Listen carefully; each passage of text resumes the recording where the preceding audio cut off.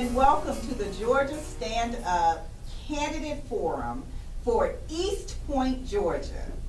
We are excited to have you here today. We're excited about what you're about to hear.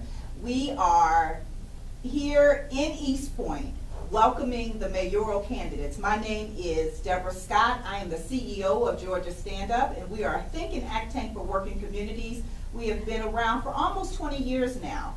I am happy to introduce you to a dear friend of ours, Dr. Rashad Ritchie. Dr. Ritchie is the president of Rolling Out Magazine, and he is a university professor, and of course on WALK and B103 as a radio personality, and is the host of his own show. He's the host of a TV show called Indisputable with Dr. Rashad Ritchie, which airs on TYT.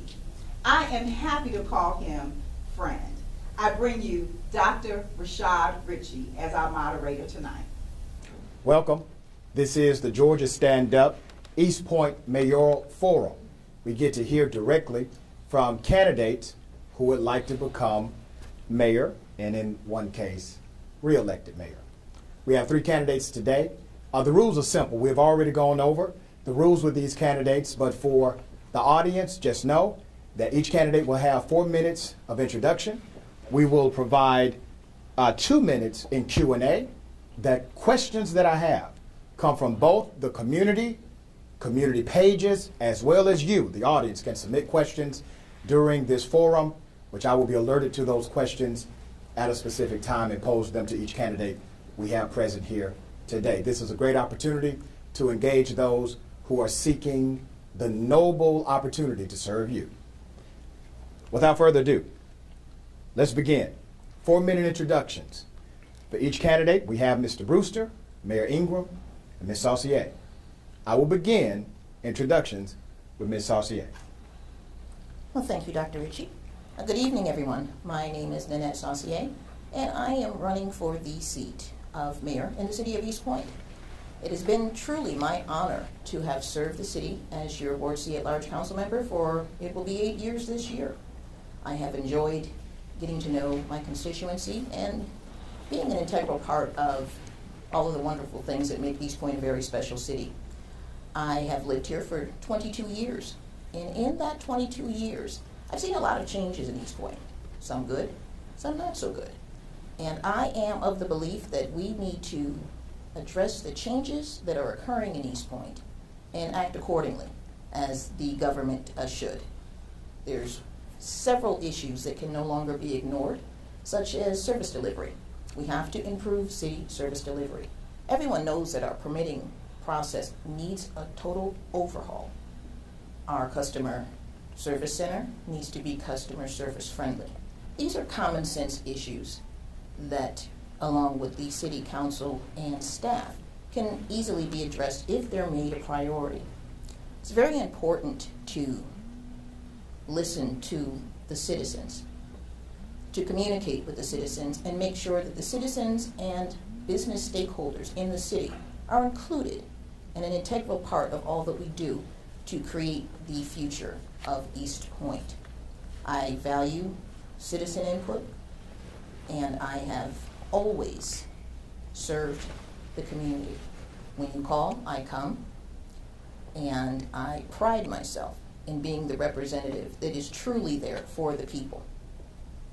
It again is an honor for me to serve, and I'm looking forward to being the next mayor of East Point, so I can continue to propel East Point by developing relationships that will help us stay in a favorable position with federal and state officials when it comes to favorability for programs and funding and other opportunities that will help create the East Point that you all have been asking for, which is to include better business diversity, development of our downtown area, and many other things that you all have told me, as well as being an integral part of making sure that our businesses are successful in the city of East Point.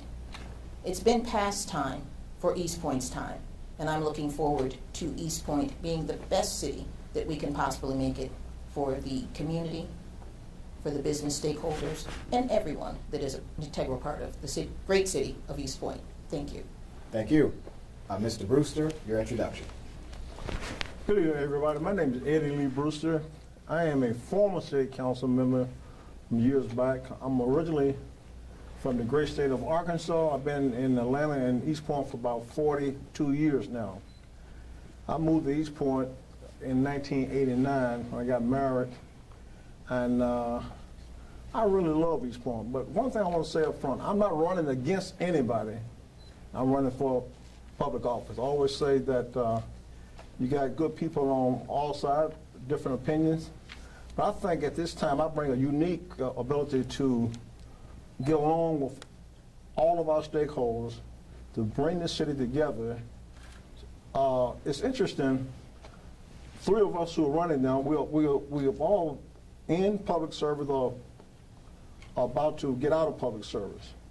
But the people who are up here now, they are in office right now who can make things happen. So I'm an outsider with a view of listening to the people. And one thing that I'm really running on, I want to really listen to what the citizens are saying. So one of my first things to do as mayor, I'm going to call for a total forensic audit so we can really see where the money is. I hear things like, utilities are too high. Go up on our taxes. Services delivered are poor. I hear this from citizens. So I want to really know, and I'm listening, I'm going on to listening to what people are saying and what they want for our city. And your introduction, Mayor? Greetings, East Pointers. I'm Dina Holiday Ingram, the 34th mayor of the great city of East Point, where there's no point like East Point. And I was born to serve and called to lead and assigned here in the city of East Point. My father was an entrepreneur and small business owner, and he provided jobs to help people take care of their families. My mom was an educator for over 3 decades and used our family van for college tours. They modeled and taught me that to whom much is given, much is required. So that is why I believe, as Shirley Chisholm said, service is the rent that we pay for our room here on earth. So when I, along with my amazingly supportive husband and tenacious and vibrant and gifted daughter, moved to East Point in 2010, I began serving in our community. When I campaigned and was elected as your Ward D at-large city council member, I said that we would reach sensible solutions and take steps forward for East Point, and we did just that. I championed livable wages for city employees. I started the Golden Age Resource Fairs for our seniors, and also created the Joint Learning Committee to help us support our youth and our schools. Building on those gains, then when I ran to be your 34th mayor, I said that we would be continuing progress together, and we have done and are continuing to do just that. From a much needed new city hall and a new fire station, to taking steps to make equity and inclusion more than a cliche in our city, and attracting over $500 million, $500 million in economic and community development while leading boldly through the global pandemic. Over the next 4 years, I will continue to prioritize safety and a clean and vibrant city where all East Pointers can thrive. I will champion adaptive reuse of industrial property, vacant industrial property for town center and mixed-use development, and that enhances the quality of life of our residents. I will ensure that equity and inclusion is more than a cliche, so that as we grow, we leave no East Pointer behind. I will continue to have ongoing support of our existing businesses and entrepreneurs while attracting socially responsible enterprises developments that create local good-paying jobs. We will improve the services for seniors and residents experiencing disabilities so that they can age in place and have a healthier lifestyle, and continue coalition building to expand opportunities that increase activities and extend learning and out-of-school time for our youth. I will end with this. East Pointers, we have worked together for over almost 8 years. And during my 4 years as council member, I worked to create a positive identity for our city. And now people are choosing to live and do business in the city of East Point.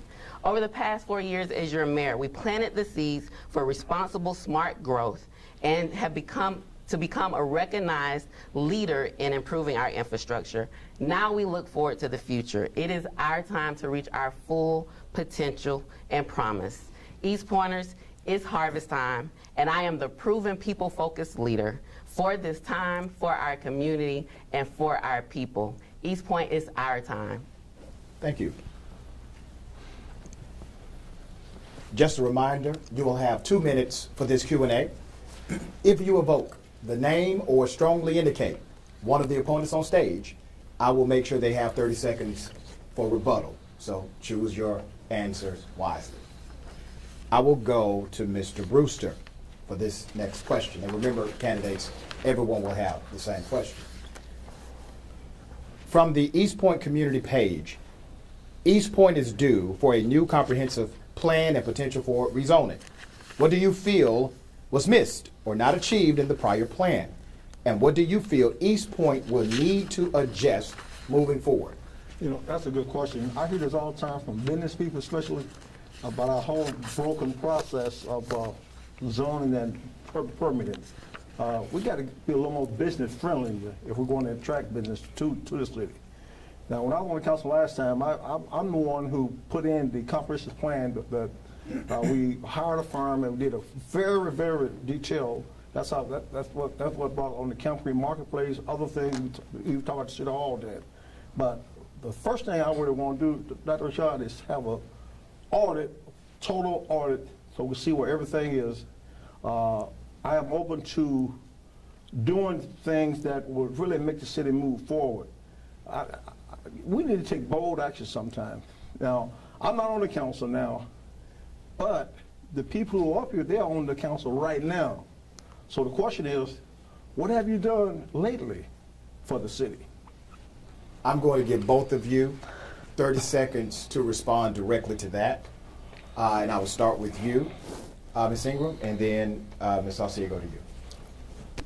So is it a response to this? 30-second response okay. to what he said about you all. What have you all done? You're currently on council. Well, we have rebranded this city to make sure that people want to, again, choose our city and do business in the city. We have brought over $500 million of investment into the city of East Point. Microsoft chose to do business in East Point and is coming to East Point, a $420 million investment, because we basically moved away from the mistakes of the past, the bad image that we had, and now our city where we have fertile soil for people to invest and grow with us, and those choices are being made daily. All right, thank you. Ms. Saucier. A lot of things have been in our books for years and years and years, and it's almost like we've always done it this way when we have an opportunity to make the change. So I'm glad we are taking advantage of that. And we've also brought things like the Atlanta Community Food Bank to the city of East Point, which was a beautiful addition to our city. And it's one of the reasons why we're such a great city. And thank you. Tom. Same question for you, Ms. Ingram. And I can repeat the question, the original question. Yes, please. East Point is due for a new comprehensive plan and potential for rezoning. What do you feel was missed or not achieved in the prior plan, and what do you feel East Point would need to adjust moving forward? What was missed was the inherited wrongs that we need to right with industrial use within our city. We inherited decisions that put non-compatible land uses next to each other, such as industrial uses near residential uses. And so we have to right those wrongs. We can't make the same mistakes that were in the past. And I'm not blaming what was happened before, but I am responsible for the future. And so as we look forward to this update of our comprehensive plan, we have to understand that God is not making any more land. We do not have the ability to expand our city because we are surrounded by municipalities. So we can't get any bigger. So we have a very small amount of undeveloped land in the city, and we have to be smart about what is built on that land. East Pointers have said time and time again that they want more retail, entertainment, dining, and other quality of life places within our city, and that they don't want heavy industrial or warehouses in our city. And so if we fill up the space with heavy industrial and warehouses, there will be no land for the things that East Pointers want and deserve. If we say yes to warehouses today and industrial today, we are saying no to shopping offices, retail, entertainment, and restaurants tomorrow. So we, as we look forward to updating this comprehensive plan, have to right the wrongs of the inherited industrial decisions that were made in this city and make sure that we are putting higher and better uses on, so we can't get any bigger. So we have a very small amount of undeveloped land in the city, and we have to be smart about what is built on that land. East Pointers have said time and time again that they want more retail, entertainment, dining, and other quality of life places within our city, and that they don't want heavy industrial or warehouses in our city. And so if we fill up the space with heavy industrial and warehouses, there will be no land for the things that East Pointers want and deserve. If we say yes to warehouses today and industrial today, we are saying no to shopping, offices, retail, entertainment, and restaurants tomorrow. So we, as we look forward to updating this comprehensive plan, have to right the wrongs of the inherited industrial decisions that were made in this city and make sure that we are putting higher and better uses on vacant industrial property that will attract town centers and mixed-use development and places that enhance the quality of life of our residents. Thank you. Ms. Saucier, same question. This is one of my favorite topics. One of the most important things you have to do is learn the plan. Learn what's currently there and see what changes have occurred in the city and what requires modification. You do that working with staff. Staff are trained and educated in these fields, and they give us advice. So you can't always act on emotions. You have to deal with laws, rules, regulations, and what can be done. You have to have input from the business community and the residents. So working together when we are doing zoning rewrite, I think all parties should be involved to see that we address the changes and bring the amenities that we need to help the city be successful. In addition, we have to work on our permitting and the current zoning review. Zoning changes need to be made in the city, so we are working to make smart development, smart growth, not just putting buildings in empty spaces. It's very important that we pay attention to what we're bringing to East Point now, because everything that we bring, every development that's coming there is going to be a part of our future. And all of the development needs to work together to offer shopping diversity, offer jobs, and help bring people to the city with this diversity that we would like to bring here. We have a very diverse population in East Point, and everybody has to be considered when we're making decisions this big. I mean, it's a comprehensive plan, so the plan has to include everyone that's there, and we have to work with business professionals, our staff, when we're making major decisions like this to make sure that we're not making any mistakes, acting strictly on emotion, and that we're doing the best that we can to ensure the city's future. Thank you. Let me provide some context to this next question. Remember, I'm pulling this from the community page. As a broadcaster, I'm well aware that there's always a level of dysfunction in any council. It's the push and pull of democracy. But it does seem that the council has had its fair share of public back and forth. And here's the question. East Point has a reputation for discord and dysfunction among the council. How will you work to prevent this and build collaboration and consensus? Ms. Ingram, I'll start with you on that question.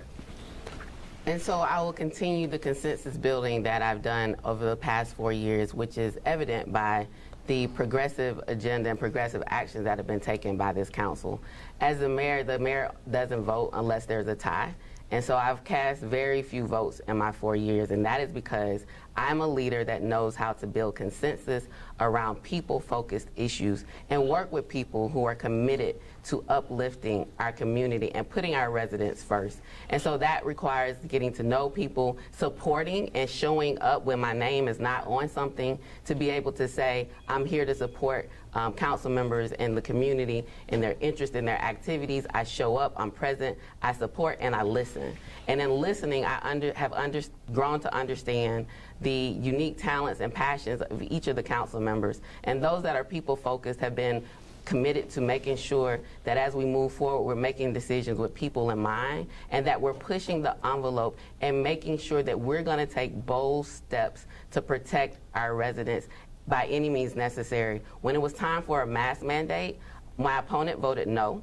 The current councilwoman voted no to a mask mandate when it was at a time where the governor and the president of the United States at that time were playing politics with people's lives.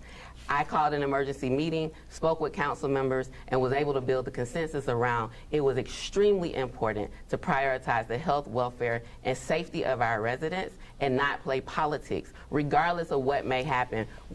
The city of Savannah was the first to take the lead. The governor did not respond. In response, I said, well, it looks like it's open. Let's do all that we can and take a chance on people because it was a life or death situation. Medical experts, I met with them and mayors across the state, and they said if we don't take action by a certain date, it was going to be extremely bad.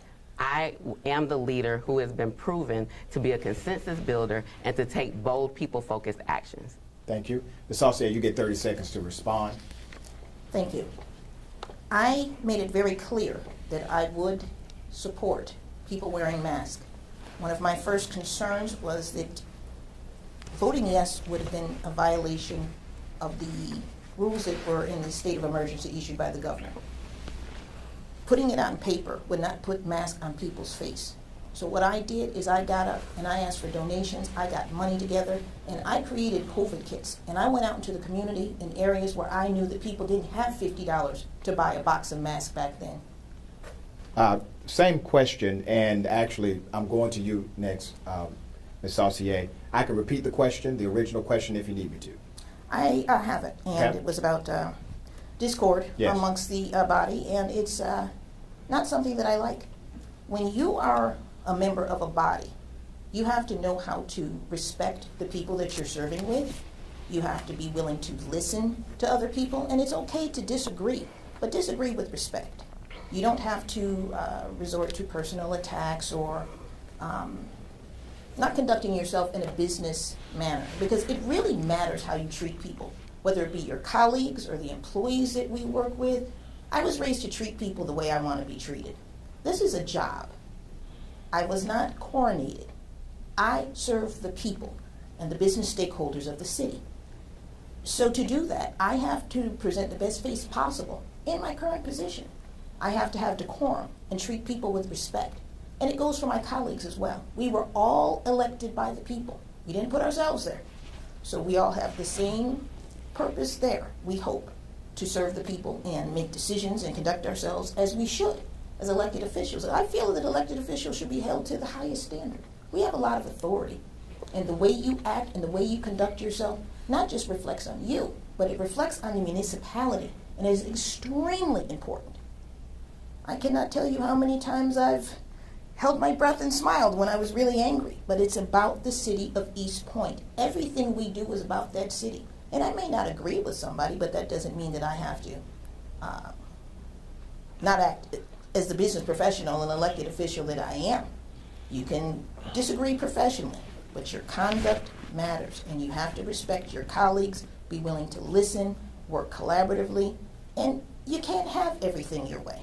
You have to know how to negotiate, and sometimes you have to support somebody else in order to do what's best for the city. Okay, thank you. Mr. Brewster, same question. Everybody do not think alike, they don't act alike.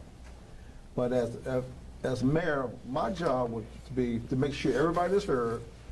Now, one problem that sometimes we have is that's during the public comment. I know in the past where it got sort of rowdy. But I'm from the school of positive confrontation. In other words, some elected officials don't like to be questioned. They don't like the public to question them.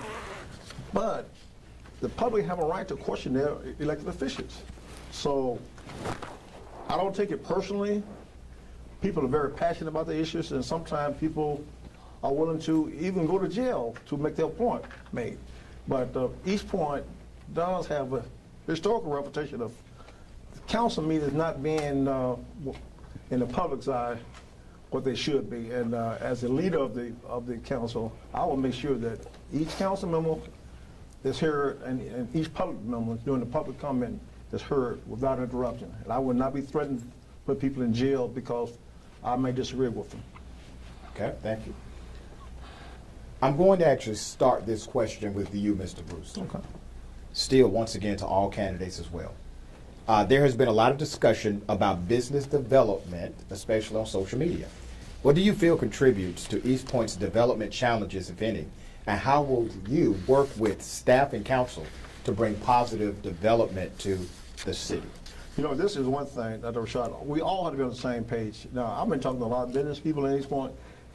Just for an example, there's a business over on Delowe, and he told me after 2 years he had a business sign, had a sign up, and the city came out and said, well, you know, you got to move the sign. It had not been worn or anything, and then he was fined for it. So why all of a sudden that we try to really come down on businesses, and we need business. So we need to really, I think our staff going to really need to be retrained. And this starts with whoever the city manager is. So I'm going to hold the staff people responsible, including the city manager, for making sure our employees are trained in proper customer service. Because if we are turning away businesses, there's a business they're really ready to come to East Point. But the cumbersome of the permitting process, getting the license, and the household, I'm told. But again, I want to have a full audit of everything so we can see exactly what we're on. But I do hear that from a lot of business people, of the problem that we have in development. And if we want to grow our city, we need to really be business friendly and really encourage business to come to East Point. We don't want to turn people off. Thank you. Ms. Saucier, same question. Thank you. First of all, we have to make East Point business friendly. We're not the friendliest city, and our permitting process is often painful for some people. So, total overhaul of our permitting process and any other thing that is attached to it, whether it be our inspections, all of these things need to be overhauled and user-friendly. We need to recruit business, work with our economic development department, the state of Georgia, and make sure that we're recruiting the businesses that we need. I personally am always the biggest cheerleader. Talking about East Point, I actually recently recruited a business, gentleman that I've known for years is going to open up a bakery on Main Street. I talked East Point up so much that I finally connected him with my economic development, or our economic development director, and it worked out. So you never know where an opportunity is. And everyone that is in leadership in East Point should talk the city up. You never know who you're going to run into. I personally believe in building relationships, whether it be recruiting new business or working with our current business stakeholders. I started sponsoring a business appreciation holiday event where at the end of the year, businesses get an invitation to come and meet with the body and with our department heads. Have a nice, relaxed atmosphere where we can meet each other. I don't want them to be intimidated. I want them to feel comfortable coming and speaking to us. I want to introduce them to the people that work for the city. I want them to know that we're here to help them. And that's another thing we have to do. We have to identify ways to help them be successful. Their success is what I consider part of my job because it helps the city and it gives our residents employment opportunities. So these are just a few of the things that I think we need to work on to help with business development. Thank you. Ms. Ingram? Could you repeat the question? Yes, ma'am, I sure can. There has been a lot of discussion about business development, especially on social media. What do you feel contributes to East Point's development challenges, if any? And how will you work with staff and council to bring positive development? So I think what contributes to the development challenges and the perception and even reality around our planning and permitting is accountability is needed, which is why in October of last year, October 2020, I placed on the agenda a review of our licensing and permitting process because we have a plan that we paid consultants in 2017 to make and they made recommendations on how to improve planning and zoning. So we had that meeting, talked with staff, and there were things that they said were going to be done. We had a town hall meeting, town hall on the line, a couple months ago, and out of the top 3 concerns, of course, safety, code enforcement, and planning and permitting. Again, had staff come to address those situations, and yet I'm still getting calls and emails and concerns about challenges people are facing as they're going through the planning and permitting process. So the zoning rewrite is an opportunity for us to take all of the concerns and the issues that have been shared with us from residents and from businesses, and make sure as we do our zoning rewrite that we're moving forward and we're planning for a city that not only says we're business friendly, but our ordinances provide that. So that is a huge challenge, and there has to be accountability, which is why at a recent council meeting I placed it back on the agenda and asked that we have an immediate plan, a 60-day, a 90, and 180-day plan from staff around a planning and permitting process improvement plan. And so we're looking forward to getting that. We also have to think about small businesses and major businesses. And so small businesses are the lifeline of our economy, and we adopted the Small Business Incentive Program.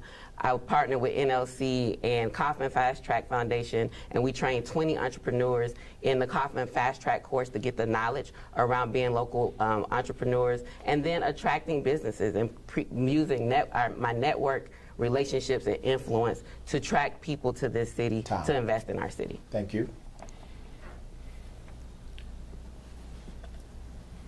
Next question, I will start with Ms. Saucier. What are the major challenges you see facing East Point over the next several years, and how will you work with staff and council to address them? I would say that we need to address the changes that are coming to East Point, some good, some not so good. One thing we are going to have to do is ensure that we have a robust public safety department and whatever incentives we need to come up with. I've been hearing for 6 years they want their health insurance reduced, so we're working on that currently. And whatever incentives we need to make it beneficial for them to stay in East Point, we need to address blight, we need to address litter, things that have become big problems in the city that it's been pretty recent. We need to change the way we do things, whether it be operations, helping our staff, making sure that they have proper equipment and direction, supervision to help get out there. We've been having problems with our parks. Make sure they're maintained, make sure they're safe. And one of the things that we have to ensure that we do is follow through with the plans that are already there. We have a lot of great things that are in process or have been approved. We have to work better on getting these things implemented timely, because it's safety issues, repaving issues, blight, eliminating blight, things that we have on the books. We have to do better implementing these things because it is going to improve the city. And we also have to create opportunities for more home ownership. I believe would be very beneficial in the city. We have a lot of rentals. We have a lot of, I call them party homes, things we didn't see 22 years ago. And this is what I mean about we have to change the way we do things. Okay, Tom. Ms. Ingram, same question to you. Could you repeat the question, please? Yes, ma'am. What are the major challenges you see facing East Point over the next several years, and how will you work with staff and council to address them? So the major challenges facing our city over the next several years are housing affordability and infrastructure, and then how we grow. So from housing affordability, we must continue to make our city safer, cleaner, and more desirable. And as we do that, that's going to increase our home values. And that is a great thing for East Pointers who are homeowners. And as we continue to grow, though, as leaders, we have to make sure that there is housing for all, that we have housing that everyone can afford, regardless of income level.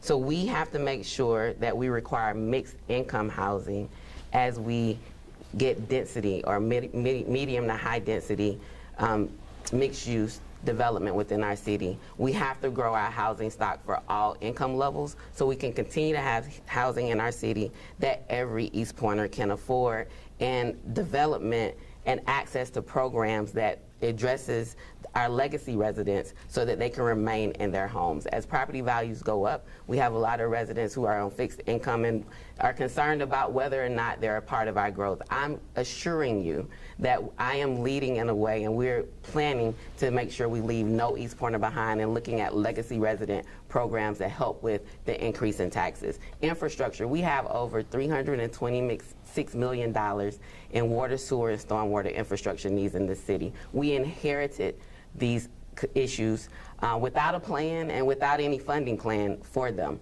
So we have to make sure that we are addressing our infrastructure needs through, we're receiving grants, and we're also going to be able to move forward in ways that right wrongs of inequities within our infrastructure, and then growing equitable growth and inclusion within our city. We adopted an equitable growth and inclusion strategic plan that has 4 pillars: engaged community, just industry, inclusive housing, and equitable economic development, and that is how we're going to grow and move forward. Thank you. Mr. Brewster, same question. In the next several years, I see one of the major problems with MEAG because of this high utility bill that East Pointers have to pay. I know it's a long-term, I think 50-year deal, but on day one, I am going to get that. We're going to find a way to get out of that contract some kind of way, because it's killing a lot of East Point residents who cannot afford this high utility bill that they have. And I don't know if we need to get more lawyers or something, but it is outrageous of the high utility rates that the council allowed by signing this long-term contract with MEAG. I work for a faculty, the Food and Land Committee, and we pay people utility bills in East Point. And one of the biggest complaints we get is that East Point will cut you off real quick, and a lot of people who are on the margins. And we're in a pandemic now, so I'm saying I would be very proactive in making sure that that kind of investment, we need our physical infrastructure, but I want to do a human infrastructure. How do we help the people? We can build all the stuff, but they can't afford it. Where are they going to stay anyway? So that would be one of my top priorities. All right, thank you. Do we get 30 seconds to respond? He did, in all due respect, he did respond to you directly. But you definitely get an opportunity in your Okay. outro, okay? Next question, and I will start with Ms. Saucier. How, and this is from the community, East Point community page, how will you ensure new development is forward-thinking and valuable to residents? I have had a lot of conversations in the 8 years I've been on council with the community. And one thing I can say is really great about the people I serve with is we made opportunities for the community to give us input as to what they wanted. That has allowed us to create some really great plans. And we have to also pay attention to our zoning. Combination of our zoning changes that need to be made, input from the business stakeholders and the residents, looking at comprehensive plans and plans that we have on the books that have not been implemented, being very cognizant of what type of businesses are coming into East Point. All business isn't good business. We want to make sure that we are recruiting business that will be beneficial to the city. We've been asked by our constituency for grocery stores on the side of town that is a food desert. So we have to look for those types of opportunities. And one of the problems that we have is our average median income is not within the range that most of your larger businesses would even consider. So that's something else that we need to keep in mind when we're doing development. I would like to create processes and bring development there that is going to help raise that average median income so we can bring the diversity in development that the residents desire and also would be beneficial to the existing business community. So it's a multifaceted project there, but we have to get the average median income up, make sure we're doing smart growth and development, and work on our zoning, our current zoning. There's a lot of zoning changes that need to be made to ensure the best development in the city. Okay, thank you. And just as a general reminder, all candidates, you still have 2 minutes. You can answer whatever you choose to answer within those 2 minutes, okay? Mr. Brewster, same question to you. Repeat the question for me. All right. This is from the East Point community page. How will you ensure new development is forward-thinking and valuable to residents? You know, anything that we do should, number one part should be valuable to residents. That just goes without saying. So how I would do it, you would make sure that everything that we do, especially when you're spending taxpayer money, it has to benefit the residents. Not me or not some business, but what is the value to that resident? Now, it's interesting that we have individuals on the stage who they're saying what they're going to do, but they're there right now. So what are you doing now that you can't, that you will do later that you can do now to make some of those things happen? That's the only thing I'm saying. So if you really want to continue with that kind of thing, you have your choices. Okay, thank you, sir. Ms. Ingram. Forward thinking, I think that I'll address that in two ways: transit-oriented development and adaptive reuse of vacant industrial property. So as we move forward with development, especially in our downtown, we have the opportunity to build our skyline. We have the opportunity to create a model of equitable transit-oriented development in our downtown. We own just under 9 acres of land, which is known as the Commons Project, that the city will develop with a partnership, public-private partnership with developers. But there's also, behind the MARTA station, just over 20 acres of land called the East Point Exchange, and we were able to attract that developer. And initially, when I met with the developer, they had a different vision in mind for that property as they were assembling it, and then made the decision to change and pivot to an equitable transit-oriented development that will connect to the East Point Path. There's a segment that goes through there, and there's an opportunity to connect to our East Point Path. They're offering free space to a Market 166 or a grocery co-op to address our food access challenge and the desire that we've heard from residents time and time again over these 8 years, the desire to have a grocery store or quality groceries in our downtown. So transit-oriented development is forward thinking, and then adaptive reuse of vacant industrial property. Again, God is not making any more land, and so we have to make smarter decisions about industrial uses, especially when we inherited the decisions that placed some of those uses near residential areas. And so in doing that, we will be able to make sure that we are moving forward and bringing in town centers and, place-making destinations in our city that our residents can enjoy and not have to travel 50 minutes outside of the city or spend money outside of the city. And we make sure that it's valuable to residents. We've heard their concerns and continue to listen to their concerns, and I think transit-oriented development, adaptive reuse does that, but we have to continue listening to the community. I'm going to start asking questions from residents of East Point that provided them based on the audience. Some submitted them in advance. And the first question deals with Wind Down Wednesday, and I will come to you, Ms. Ingram, first. Wind Down Wednesday has become a dividing issue in East Point. What is your plan to address community concerns regarding traffic, trash, and the perceived lack of community benefits? So Wind Down Wednesday, unfortunately, has become so divisive because there have been members of council who promote the divisive nature of those discussions. The reality of it is that Wind Down Wednesday was approved unanimously in the budget for the last 4 years. Unanimously, all council members approved that event as a line item within the budget. The traffic and the trash, we heard residents, and I believe the last Wind Down Wednesday that was held, the police were more visible. We enforced parking and traffic. We had cones out and things, and I think that was an improvement around the traffic and the parking concerns as well. And then the trash, the staff that are there, our sanitation workers work really late, and the one concern that I saw recently, there was some trash the next morning. They didn't get a chance to finish everything. They came back. That's not an excuse. I'm just explaining what happened. And so we will continue with each event to try to improve that. And the perception of the lack of benefit, we hear a lot of concerns, and there are probably equally, if not more, people who are extremely supportive of Wednesday Wind Down as there are that are against it. I have personally met people and know of people who came to Wednesday Wind Down, chose to live in the city of East Point. They purchased homes in the downtown area. There are businesses that have come to the city of East Point because of the Wednesday Wind Down experience.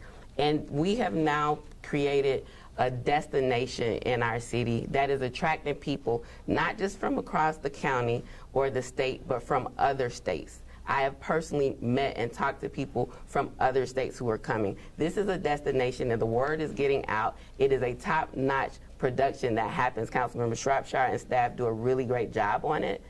And so I'm going to continue to listen, and just because something is good, it doesn't mean that we can't continue to improve. Thank you. Mr. Brewster, same question. You know, the Wednesday Wind Down to me is a positive thing for the city with some negative benefit. Anytime you have something good, there goes some backlash from it. But I think it's good because it promotes the city. And believe it or not, I agree with the mayor. So because of, but we have to always be mindful of what our residents said. I've got a lot of complaints about people said the traffic was overrunning, trash. Those problems can be fixed if we have the will to do it. So I am going to support the continuation of anything that promotes East Point, and that I think it's a very positive thing overall for the city. Okay, thank you. Ms. Saucier? In 2018, City Council voted to approve $30,000 for 4 concerts that we now know as the Wednesday Wind Down. It was an event that was supposed to be for the residents, to give us something to do in our downtown area and have fun, you know, get the residents out and we all have a nice party. The first year, okay, we had some really nice acts that came with help from people that wanted to see us succeed. The following year, it wasn't brought before the council, and we had another series of events, and they kept getting larger and larger. And complaints were coming in from residents about the noise and not being able to get into their homes. And eventually it just grew to the point that it was so large, it became uncomfortable. We don't have a venue to hold them, and it's hard to control. During the height of COVID, a concert was held that I feel was an unnecessary risk for our first responders and all city staff. The COVID-19 virus is nothing to play with. I was extremely concerned that a concert was held at the height of the pandemic. And then when it comes to the cost, 3% of the hotel motel fund is unrestricted and goes into our general fund. Now, this concert has gone from $30,000 to sometimes what records I can get a hold of, hundreds and thousands of dollars, not including the overtime for our staff.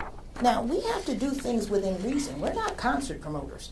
I don't have a problem having the concert, but when something grows to this enormity and we can't control it, we're endangering staff, we're spending money to ride people around in limousines and pay for hotels, and we're spending hundreds and thousands of dollars when I have infrastructure issues. Yeah. Time. Next question, audience submission. What amenities, and I'm going to you, Mr. Brewster, on the first.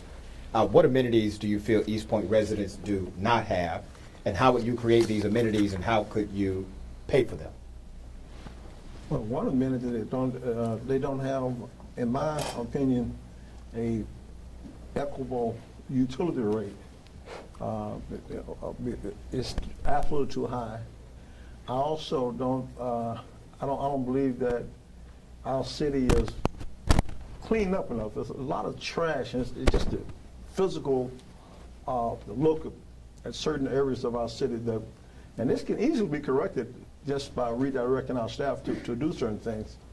And we need to really, really think about, we have a real growing senior population in East Point, and we need to be mindful of things that we do that their life and their golden years are taken care of better than what we're doing now. Okay, thank you, sir. Ms. Saucier, same question. One amenity that comes to mind is a recreation center, an aquatic recreation center. which was something that has been approved many, many years ago, and this body has been working on, but it hasn't come to fruition. That is an amenity that can bring money to the city. It can also give programs. We can create programs for children in the area, give them something to do. It's very important that we have opportunities for children to stay busy, stay out of the street. Our seniors can use the facility. I just think it would be a great addition because the one facility that we have, it's very old, and I think it's, we've outgrown that facility. East Point has grown, and we need to follow up and bring that to the city. I think that would be a wonderful amenity that we don't have. Okay, thank you. Ms. Ingram. So I would say the amenities that we're missing or have the opportunity to bring to the city are parks in each ward. Recreation centers, not parks. We have a lot of parks. Recreation centers. I believe we also have heard from residents time and time again around quality groceries within the city, and also entertainment and shopping, and this ability to be able to live, shop, work, play, and have your family enjoy the city that you live in and not have to travel 50 minutes to do it. And also opportunities for our seniors to age in place. And what we would do is to continue to look at ways. The recommendation for funding the aquatic center was hotel motel tax funds.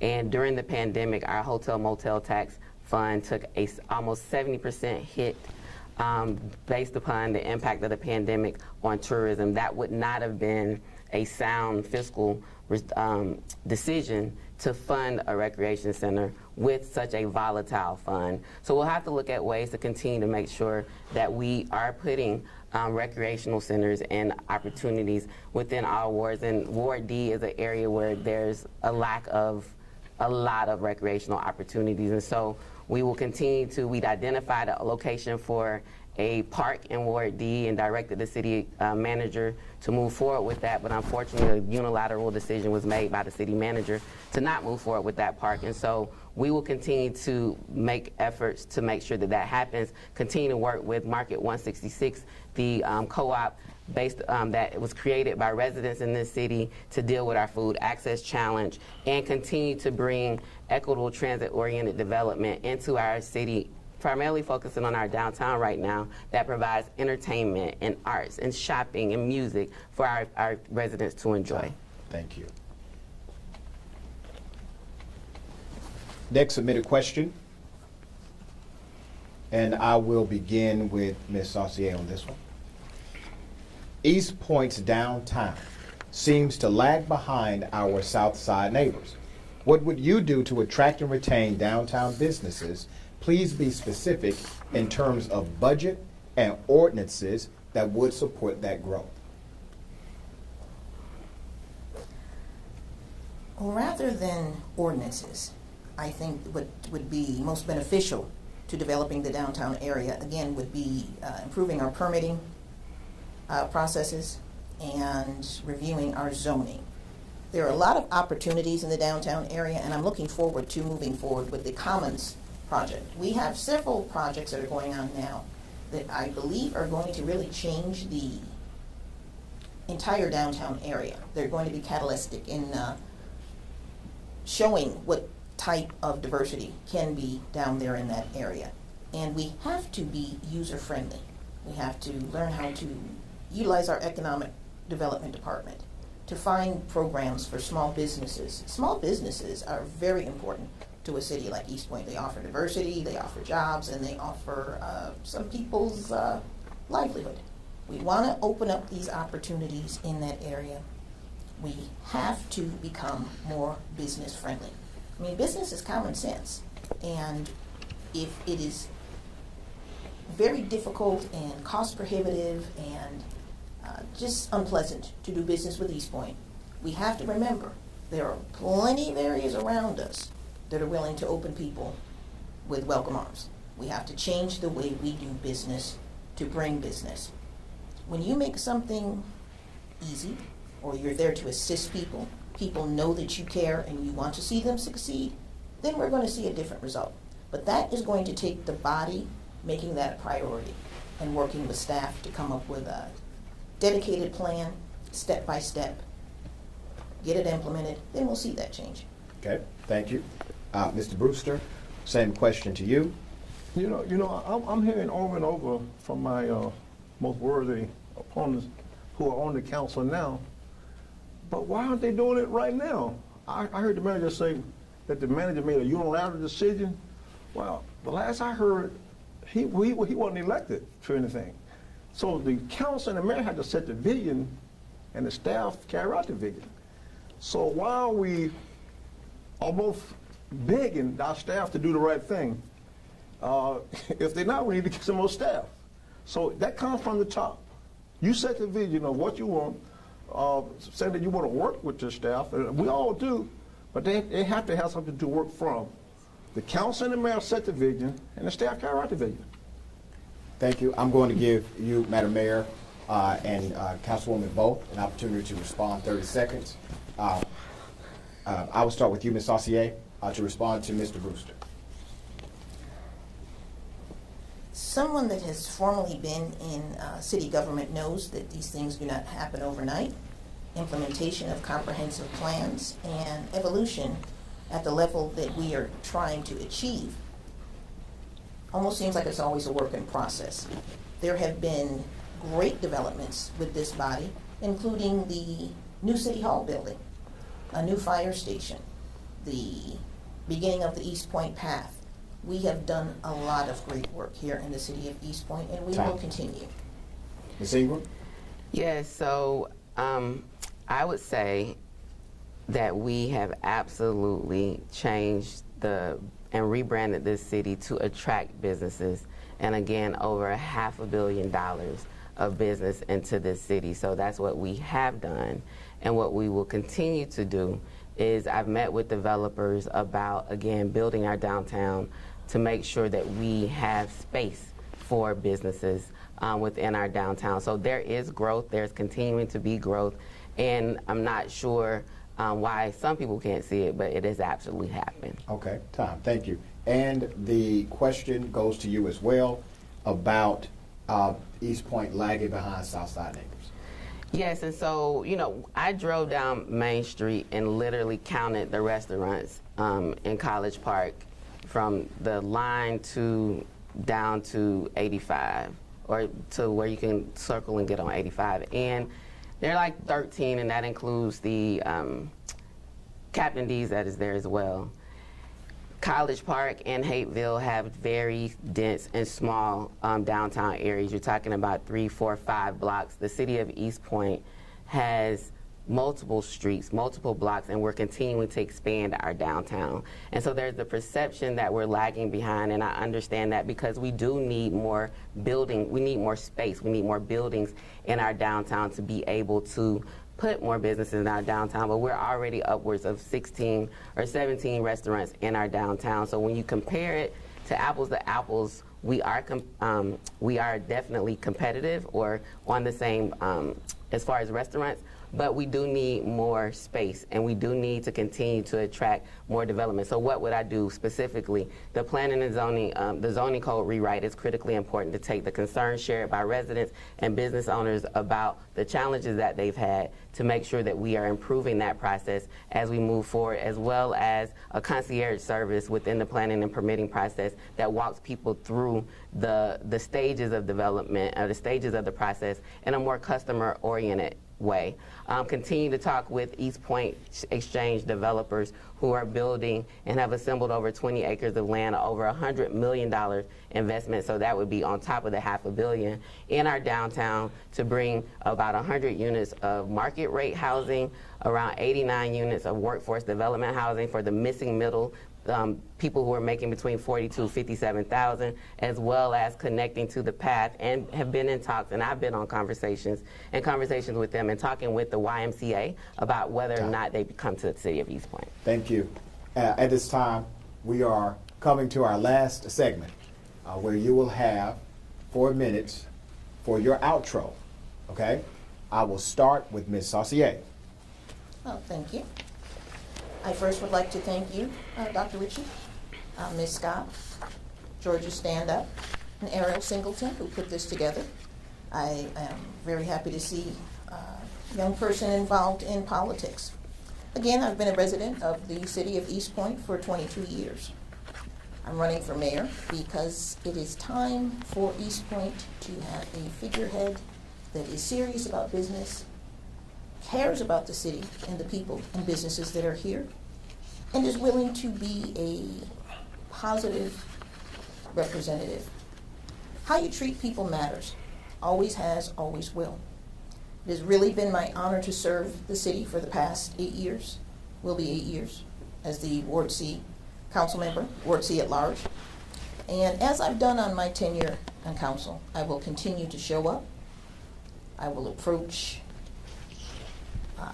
every task, make sure everything is addressed.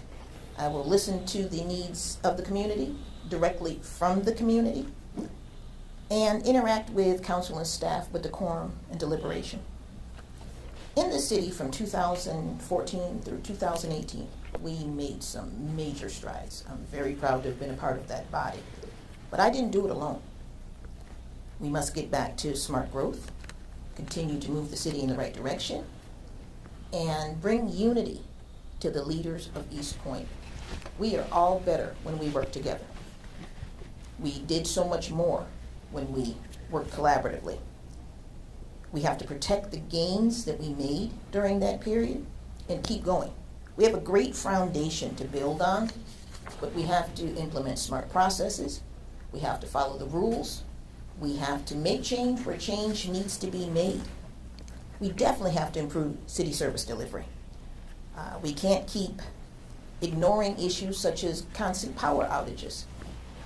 We have to allow people that are department heads to bring the information to the body that can make the decisions to release the funds without fear or intimidation. We have to make sure that doing business in the city of East Point becomes a pleasant experience. No one wants to come to a headache and a whole bunch of grief when they are trying to invest in our city.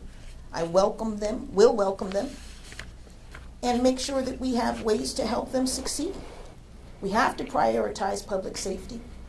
We have to create incentives that will help with the retention of our first responders. We are losing first responders because we are not making that a priority. We have to prioritize the elimination of litter and blight. We have to encourage smart growth and business success by collaborating with the businesses that are here and making sure we're working together as partners. I also believe in government transparency. Government is the people. There's no reason why residents should not be able to access city information. We need to be transparent. Everything should be easily accessible to our residents and our business stakeholders. We have to create policies that are going to ensure that East Point is in a favorable position. We have a lot of development around us, and I want to ensure that East Point is going to become a destination that is highly desired. As the mayor, I would be the positive spokesperson and role model and the biggest cheerleader for the great city of East Point. I would appreciate your consideration on November 2nd. Thank you. Thank you. Mr. Brewster, 4 minutes. First of all, I am running for mayor, not against anyone. You can go to my website, EddieLeeBrewsterForMayor.com. You can find out more about my platform. But I just want East Point to consider this. All of us up here, we want to be mayor. But the question, there are 2 people up here who can do something right now, and everything they're saying, I ask the question, well, what are you doing now for all these, what would be different now? You've been on the council for 8 years, been the mayor for 4 years, now all of a sudden you're going to do all these things. Why aren't you doing it now? Why do you let a city manager just unilaterally make a decision and he's still a city manager? Why do you sign a contract to put us in a bind of these high utility rates and you say you can't do anything about it? I will be a full-time activist mayor. I will work with everybody, but I will make sure even my opponents here have something to offer. So when I'm elected mayor, I'm going to call on them for advice because they have something to offer. When I was elected to the city council, and I beat a 15-year incumbent, and the first thing I did was appoint Councilman Brown at the time to the BIDA board, and I got, oh, why you ran against him? I don't run against people for office, I run for office. And when I'm elected, I will continue to do it in the same vein of working with everybody. At FACA, we have this saying that we help obtain or sustain stability for the average person. I will bring that same kind of commitment to the mayor's office. East Point, you have a choice. If you decide you want to keep the same rate that we're doing now, you have two choices you can make. 20D and 20 dumb for all practical purpose. Or if you want to go bold, do something different, you can elect me your mayor and you will see something different, more engaged, more respectful of the citizens of East Point. I would appreciate your vote on November 2nd. Go to my website, EddieLeeBruceForMayor.com. If you want to help us, we would appreciate it. Thank you. Twitter D and Twitter dumb was disrespectful, brother. I expect more out of you, brother. All right. Okay, madam, you got 30 seconds to respond. I could ask Mr. Brewster the same question. We had the same contract when he was in office, and we inherited that contract. That's a 50-year contract that, in both of my terms, has been investigated to see if it can be renegotiated. The issue is not the contract. The utility rates are a cumulative bill. You've got several things we're being billed for. On that is electric, water, sewer, garbage collection, and recycling. So this is not just an electric bill. You've got and water. You've got several services on that one bill. So it's not apples to apples when it comes to electricity rates. Okay, thank you. I will add 30 seconds to yours as well because he did evoke you in the closing. And I'll start with that it doesn't matter what people call you, it matters what you answer to. So I won't answer or respond to that, but I'll talk about the electric rates because I know who I am and whose I am. And so perception and opinions are just that. The contract that we are currently in with MEAG was signed, I believe, in 2008. And the last change in utility rates, the last increase in utility rates was in 2013, prior to me being elected and serving on this council. We have not changed the rates, electric rates, since 2013. We've had the same rates that were set by the previous council. I'm not sure when my opponent served, but I believe it was probably during the time when the contract was extended. And so around election time, there's always this sensationalism and talking about utilities. The reality of it is I've served this city every day for almost 8 years now. And decisions that are made are not about emotions. It's really about making the best business decision that is in the best interest of this city as well as in the best interest of the residents. I will say that as the mayor for the last 4 years, I have led this city to a place where people are choosing this city. As mayor of this city and leading the way and championing that we adopt an equitable growth and inclusion strategic plan. We adopted that on June 21st of 2021. And that following week, I walked the streets of downtown East Point with Secretary Pete Buttigieg, the Secretary of Transportation for the federal government. The first time in this city's history that a sitting cabinet member, let alone was just in the city, walked the streets. We walked and talked about equitable transit-oriented development. I showed him the East Point Exchange development, talked about the conversations that I'm having with MARTA about an equitable transit-oriented development at the MARTA station and ways to support our infrastructure. Because again, remember, we inherited from former council members and former administration $326 million in water, sewer, and stormwater infrastructure needs with no plan and no funding to be able to make that happen. But we have allocated in our capital improvement budget over about $3.5 million per year to try to deal with those inherited situations. 60 to 70% of our infrastructure is 60 to 70 years old. And so those are decisions that we inherited that now we have to deal with. We can't kick the can down the road. We can't pontificate, and we can't talk about things as if they are hyperbole and things that we can just hope one day to address. In my leadership as mayor, we have addressed and are addressing the issues that this city is facing. The people-focused leadership that I provided and continue to provide to this city during a global pandemic brought in over $1 million for financial assistance to our residents. We were providing PPE, personal protective equipment, at the beginning and onset before we even implemented a mask mandate to make sure that people had what they needed, because it was about getting to the basics. So people already had PPE, and we were provided PPE face masks to our police officers as they went out. It wasn't about enforcing implementing a fine.